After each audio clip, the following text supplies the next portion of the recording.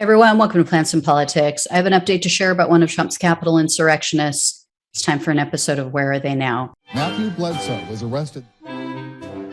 Patrick Montgomery was in court. Jonathan Manapa will stay in federal custody. No, I don't take responsibility at all. So Kevin Loftus is a 53-year-old man from Wisconsin. He is also an Army veteran. He was seen in photos and video inside the Capitol. He was wearing a Make America Great Again hat, also a Q sweatshirt. And Loftus, like so many others, he outed himself. He outed his crimes on Facebook. He shared a photo of himself inside the building, and he wrote, quote, "one of 700 inside." And then in a reply to another Facebook user, Loftus commented, quote, "That's right, folks. Some of us are in it to win it." I guess by win it, he means prison time. I don't know. Anyway, in the days following the Capitol attack, Loftus shared a New York Post article, and this was again on Facebook, and he wrote, quote, "I am wanted by the FBI for illegal entry."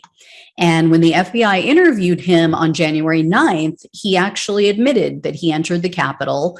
So he was arrested just 6 days later on January 15th, and he was charged with the standard 4 misdemeanors: entering a restricted building or grounds, 2 counts of disorderly conduct, and 1 count of parading or demonstrating in a Capitol.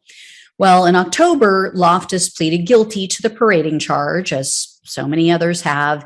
He was facing up to 6 months in prison, up to $5,000 in fines, and then up to 5 years of probation. So Loftus was requesting, obviously, probation only. The prosecutors, though, wanted to put him in jail for at least 30 days. They also wanted a 3-year probation period.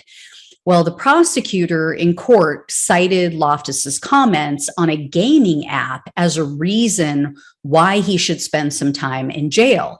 Apparently, in August, Loftus allegedly called himself a hero for what he did at the Capitol. That was a direct quote. And he said that he wasn't worried about his case and this whole January 6th thing because another defendant had pleaded guilty to the same crime and they received only 3 years of probation.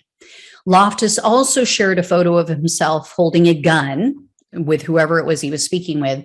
And he wrote, quote, "already bought my guns, LOL." And then he bragged to this person that his, quote, "name is in every major newspaper." And he said that he planned to sue anyone who was prosecuting him.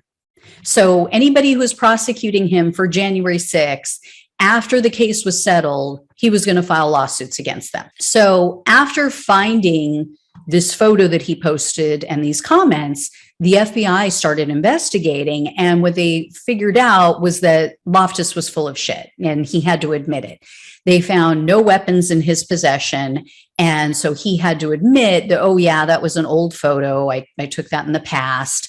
And then he admitted that he had turned all of his weapons over to family members. So Loftus in court also took a very different tone. He told the judge, quote, "January 6th for a lot of people was we had lost belief in the system.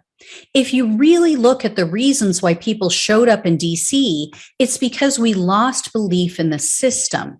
Through this whole process, up until I read Mr. Cole's words, I have told everybody just how legitimate the system has treated me in this case. At every turn of the road, you folks cared about my rights. You made sure all of my rights were protected. And so in that, I would like to say that my faith in the system has been restored through this case." Blah, blah, blah, bullshit. So no, I'm not buying it. Basically, what he was trying to tell the judge is, oh, well, I only stormed the Capitol because I had no faith in the system. But, through this process of being arrested and held to account for my illegal actions, my faith has been restored, Your Honor. I'm a changed man. I'm cured. So any other judge would have laughed this guy out of court. Unfortunately, he got lucky. He got the most gullible judge of all of the January 6th judges. She's either gullible or she's a January 6th sympathizer. I don't know which. You guys have heard me bitch about her before. This is Judge Dabney Friedrich. She's a Trump appointee. Friedrich gave the prosecutor grief first for asking for jail time after they allowed Loftus to plead guilty to only parading in a Capitol, which I agree with. But she did admit that they need to keep an eye on him. Friedrich said, quote, "I do appreciate the government's concern about troubling comments he made while on supervision. He showed a real lack of judgment following the offense, and it's hard to fathom why he fancied himself a hero for his actions on that date, particularly given his service of the country as a member of the U.S. Army." However, she then said, quote, "While I'm confounded by Mr. Loftus's reaction to his role in the offense, I do believe he's remorseful, and I am encouraged by his remarks he's made today. Criminal defendants here have more rights than anyone else in the entire world. It's an amazing system. It did work on January 6th, and it worked since. I'm encouraged he's felt more faith in the system as a result of his experience through this process." Is this woman for real? I seriously, I hope she doesn't have children, because they have probably gotten away with everything. "Oh, no, Mom. Oh, those aren't my drugs. Those belong to a friend." Yeah, I'm holding them for a friend. Yeah, that's it. Anyway, Friedrich went on to say that she doesn't believe that she can issue a split sentence in these January 6 cases, which means jail time and probation. You guys have heard me talk about this before. Totally think she's wrong again, according to numerous other judges who totally disagree with her. But with that, she sentenced Loftus to only 3 years of probation and 60 hours of community service. In addition, she ordered him to pay a $500 restitution fee. And I will give her some credit for this. She ordered Loftus to take part in an alcohol abuse treatment. He's apparently been convicted multiple times in the past for driving under the influence.